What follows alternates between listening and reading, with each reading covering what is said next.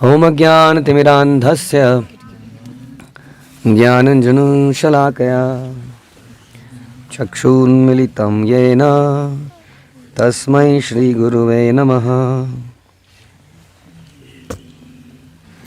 श्रीचैतन्यमनोभीष्टं स्थापितं येन भूतले स्वयं रूपः कदा मह्यं ददाति स्वपदान्तिकम्। वन्देऽहं श्रीगुरौ श्रीयुतापदकमलं श्रीगुरुन् वैष्णवांश्च श्रीरूपं साग्रजातं सहगण रघुनाथान्वितं तं सजीवं साद्वैतं सावधूतं परिजनसहितं कृष्णचैतन्यदेवं श्रीराधा कृष्णपादान् सहगण ललिता श्रीविशाखान्वितांश्च।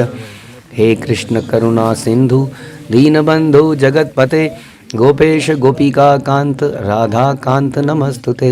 तप्त कांचन गौरांगी राधे वृंदावनेश्वरी वृषभानुसुते देवी प्रणमामि हरिप्रिये। वाञ्छाकल्पतरुभ्यश्च कृपा सिन्धुभ्येव च पतितानां पावनेभ्यो वैष्णवेभ्यो नमो नमः। जय श्री कृष्ण चैतन्य प्रभु नित्यानंद श्री अद्वैत गदाधर श्रीवासादि गौर भक्तवृंद। हरे कृष्णा कृष्णा कृष्णा हरे हरे, हरे राम राम राम हरे हरे। नमो विष्णुपादाय कृष्णप्रेष्ठाय भूतले श्रीमते भक्ति वेदांत स्वामिन्निति नामिने। नमस्ते सारस्वते देवे गौरवाणी प्रचारिणे निर्विशेष शून्यवादी पाश्चात्य देशतारिणे। जय जय श्री चैतन्य जयो नित्यानंदा जय अद्वैत चंद्र जय गौर भक्त वृंदा। जय जय श्री चैतन्य जयो नित्यानंदा जय अद्वैत चंद्र जय गौर भक्त वृंदा। जय जय श्री चैतन्य जयो नित्यानंदा जय अद्वैत चंद्र जय गौर भक्त वृंदा। श्री चैतन्य चरितामृत अंतलीला चैप्टर 20 प्रेयर संख्या 92। आमी लिखी एह मिथ्या करी अनुमान आमारा शरीर काष्ठ पुतली समान। मैं ये निष्कर्ष निकालूं कि मैंने लिखा है तो यह गलत है, क्योंकि मेरा शरीर तो कठपुतली के समान है। हम श्रीमद् भागवतम सुनते हैं पढ़ते हैं तो उसमें ये आता है कि किस प्रकार से हर इंद्रिय के लिए एक इंद्रिय का अधिष्ठाता देवता होता है, कंट्रोलर, कंट्रोलिंग डीटी, जो कि उस इंद्रियों को कैसे काम करेंगी कि नहीं करेंगी उस पर कंट्रोल करता है। ऐसा क्यों करा जाता है? क्योंकि हर व्यक्ति को उसके कर्मों के अनुसार कुछ फल देना होता है। जैसे हम चर्चा कर रहे थे भगवत गीता में कि भगवान कहते हैं कि मैं पाचन करने वाली अग्नि हूँ। अब किसी की पाचन करने वाली अग्नि को कमज़ोर करना है तो कोई अधिष्ठाता देव भगवान नियुक्त करते हैं जो उसको कर देता है। जैसे आप गैस जलाते हो, गैस के स्टोव को आप कम कर देते हो ना, या ज़्यादा कर देते हो एक बटन घुमा के, तो समझ लीजिए उसी तरह से हमारी हर इंद्री के पीछे एक बटन है, उस बटन को देवता घुमा देते हैं। ये इंद्री ठीक काम करेगी, ये नहीं काम करेगी। हाँ, होता है ना हमारी इंद्रियों में अचानक से कुछ खराबी आ जाती है। तो ऐसा नहीं है ये सब कुछ, ये भी अनकंट्रोल्ड नहीं है। हम कहते हैं ना कि हर चीज़ का रिएक्शन है, तो रिएक्शन देने के लिए भगवान, रिएक्शन देना, दंडित करना क्या है? भगवान का एक कार्य है, उसका पर्पस दंडित करना नहीं है, उसका पर्पस सुधार कार्य है।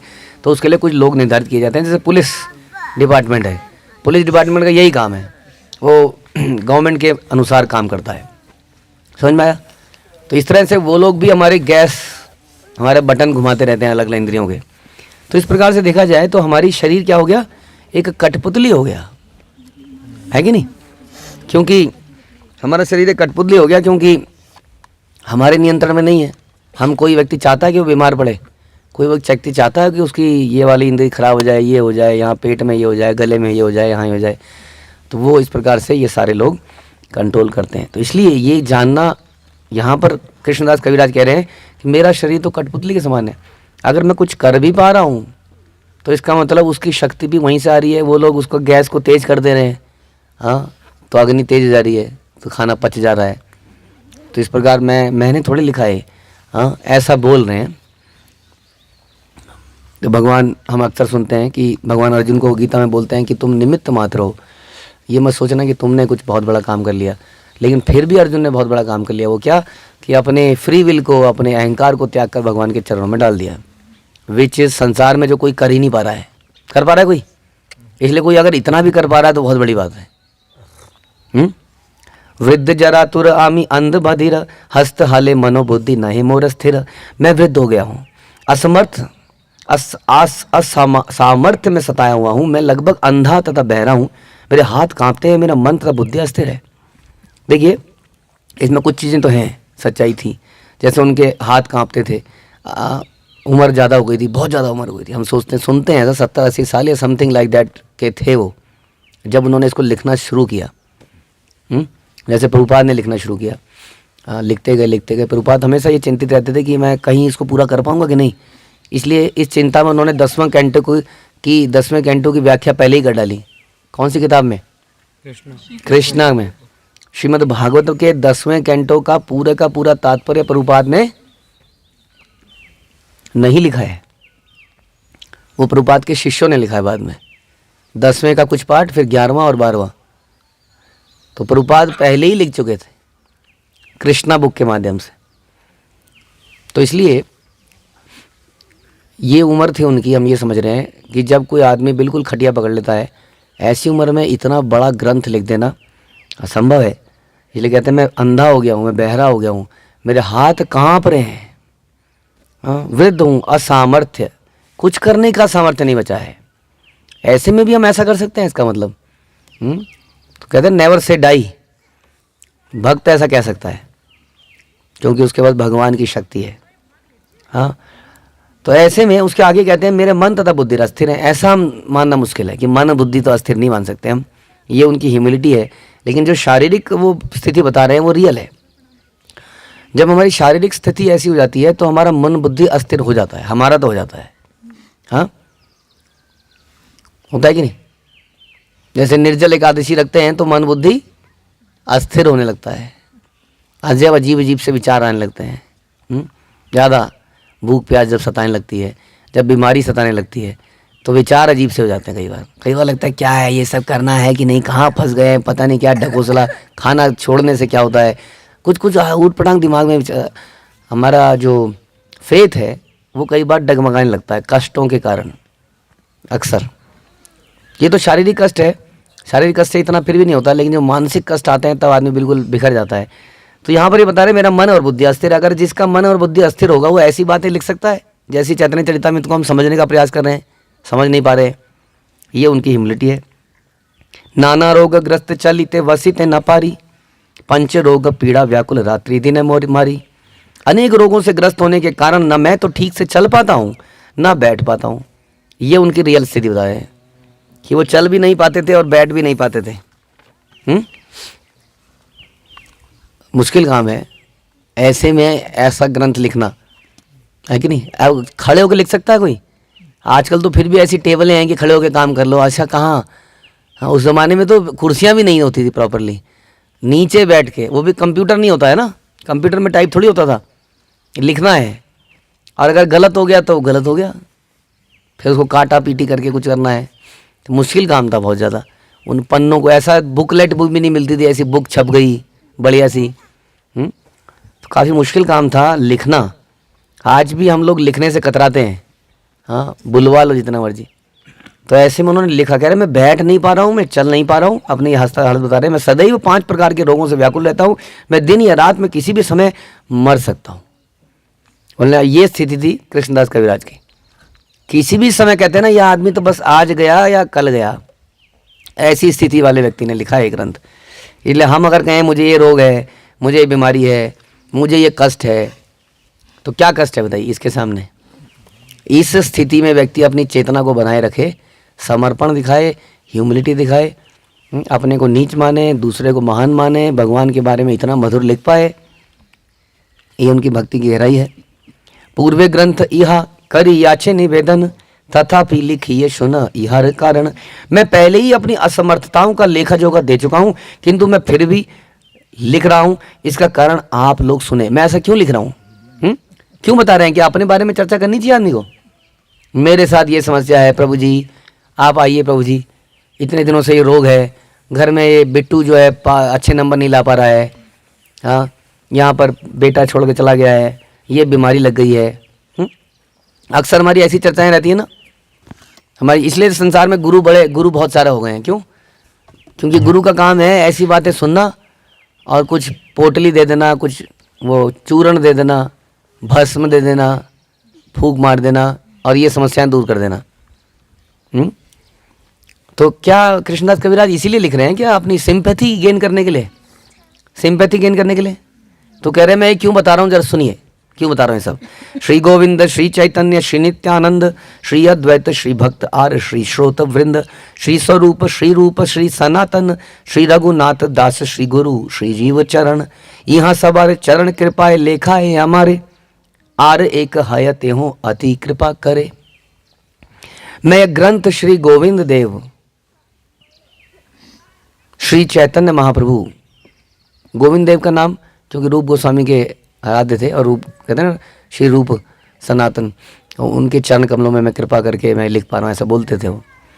तो गोविंद देव, चैतन्य महाप्रभु, भगवान नित्यानंद, श्री अद्वैत आचार्य, अन्य भक्तगण तथा इस ग्रंथ के पाठक गण एवं श्री स्वरूप दामोदर गोस्वामी, श्री रूप गोस्वामी, श्री सनातन गोस्वामी, अपने गुरु श्री रघुनाथ दास गोस्वामी तथा श्री जीव गोस्वामी के चरण कमलों की कृपा से लिख रहा हूं। एक अन्य परम पुरुष ने भी मुझ पर विशेष कृपा करी है, उसका नाम नहीं आया। कोई बता सकता है ये अन्य कौन है? Secret person. Who is the secret person? एक अन्य ने भी कृपा करी है, चैतन्य महाप्रभु।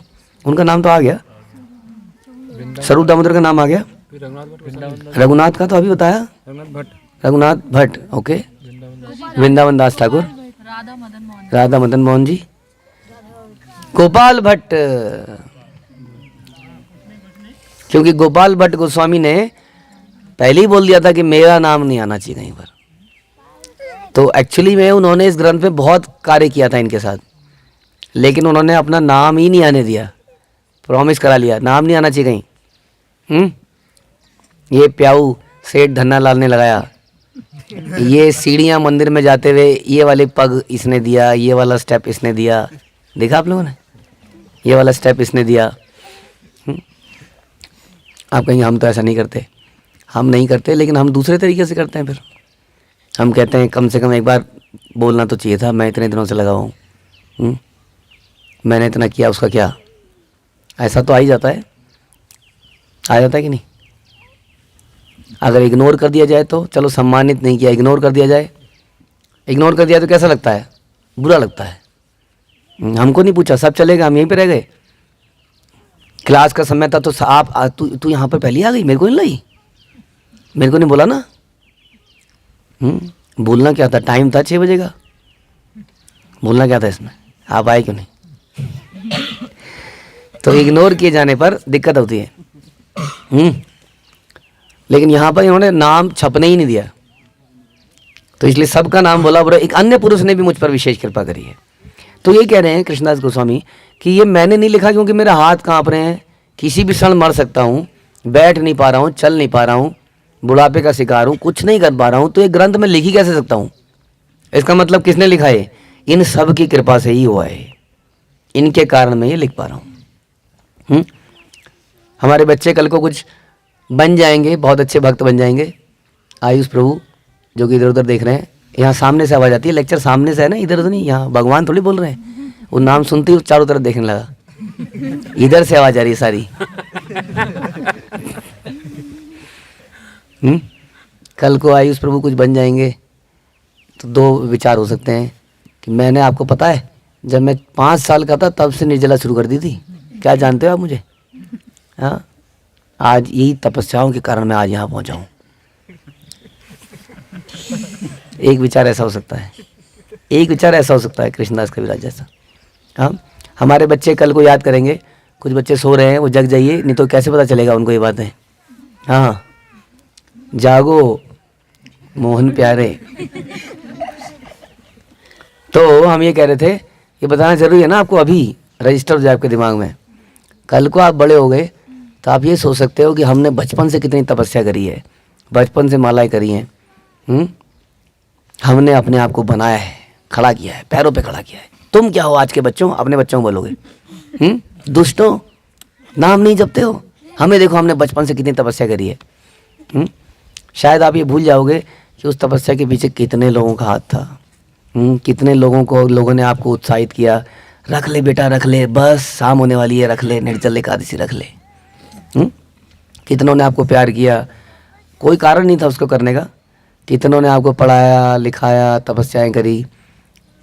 तो कुछ लोग आप में से ऐसे जरूर होंगे, लेकिन जो बोलेंगे आज मैं जो भी कुछ कर पा रहा हूँ मैं उनकी वजह से कर पा रहा हूँ।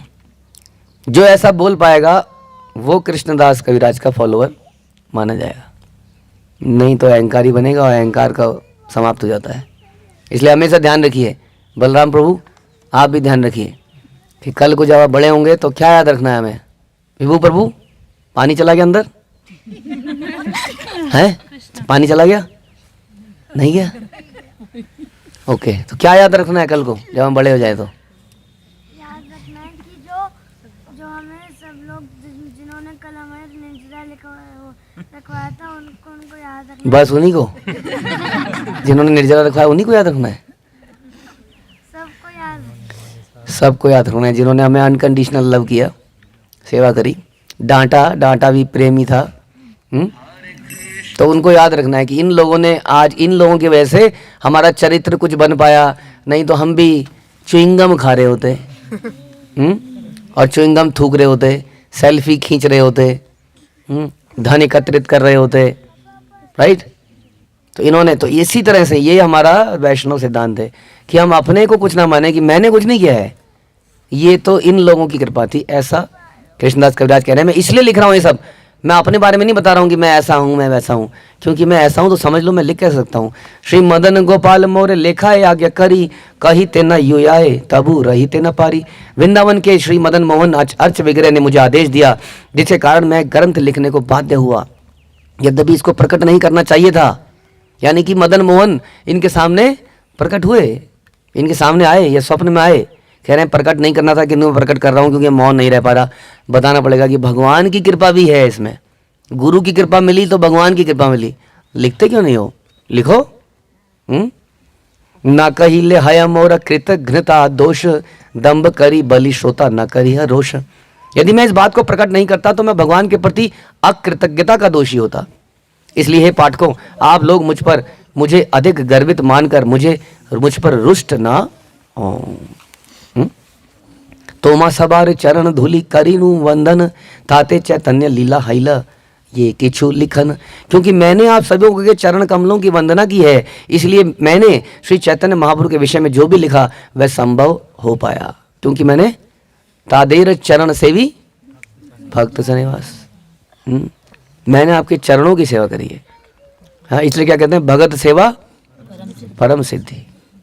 इसलिए हमेशा ध्यान रखें, साधना इज वेरी इंपॉर्टेंट, हाँ, बट सेवा इज इक्वली इंपॉर्टेंट। वैष्णव सेवा, कई बार हम बड़े पर्टिकुलर होते हैं अपनी माला करने के, अपना दैनिक नियम करने के। और कल हमने कुछ प्ले भी दिखाए थे आपको, उसमें इस तरह का, प्रभु जी मेरी माला बची है, अभी मैं बड़ी मुश्किल से माला कर रहा हूँ, अब माला पहले कर लूँ, हाँ माला कर लूँ, ये सेवा में उसके बाद कर लूँगा। तो ध्यान रखना चाहिए कि वैष्णव सेवा कितनी इंपॉर्टेंट है। माला भी हम क्यों करते हैं कि हमें नाम में रुचि है, निपट जाता है काम।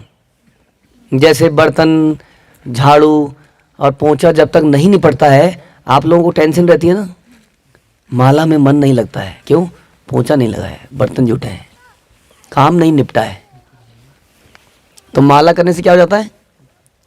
काम निपट जाता है। हाँ, तो काम को निपटाना नहीं है, आशीर्वाद लेना है, प्रार्थना लेनी है। हाँ, तो इसलिए आप लोग ऐसा ना कीजिए कि अपनी साधना में इतने फोकस हो गए कि सेवा, वैष्णव सेवा को भूल गए क्योंकि मेरी माला बची है। हाँ, रेगुलरली अगर आपकी सेवाएं बीच में आ रही हैं तो हम चर्चा कर सकते हैं ताकि साधना भी ध्यान से हो सके। इसलिए तादेर चरण सेवी भक्त सनिवास, हमेशा ध्यान रखिए कि भक्तों की सेवा से अधिक कृपा मिल जाती है, लेकिन not at the cost of Sadhana also. एबे अंत्य लीला गणेर करी अनुवाद कैले पाई लीला रसास्वाद। अब मैं अंत लीला की समस्त लीलाओं को दोहराता हूं, क्योंकि ऐसा करने से मैं उन लीलाओं का पुनः आस्वादन कर पाऊंगा। तो कृष्णदास कविराज अब कुछ अंतिम श्लोकों में पूरी अंत लीला को रिवाइज कर देंगे, जिसका जिक्र हम अगले प्रवचन में करेंगे। हरे कृष्ण।